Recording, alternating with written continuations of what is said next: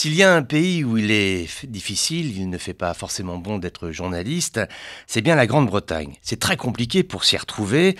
Un référendum a donc été organisé sur le Brexit. Les Anglais ont dit oui, nous voulons partir.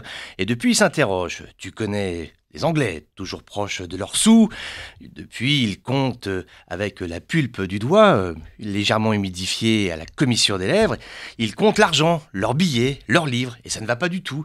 Le Brexit, pense-t-il, c'est beaucoup trop cher. Résultat, l'hypothèse que les journalistes britanniques présentaient comme impensable, l'hypothèse d'un second référendum est devenue réalité.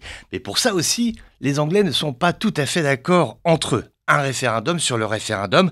Alors peut-être faudrait-il organiser un troisième référendum sur le référendum du référendum.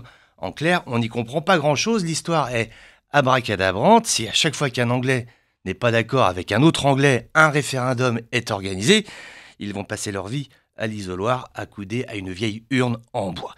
Il y a un côté burlesque dans cette histoire qui en fait n'est pas drôle du tout. La première ministre Theresa May est dans une situation intenable. Elle négocie avec des Européens qui n'ont plus vraiment envie de négocier, sachant que au même moment, chez elle, à la maison, au pays, tu as la classe politique britannique qui est en train de briser le tabou du second référendum en disant non, c'est tout à fait possible, on peut y aller, ça va éclaircir le dossier. Moi, je comprends que Theresa May soit fatiguée. Nos confrères britanniques se lèvent chaque matin en se demandant mais qu'est-ce qui va nous arriver aujourd'hui ? Là-bas, tu es spécialiste du Brexit, c'est quasiment devenu une rente de situation, hein, chaque jour une tuile.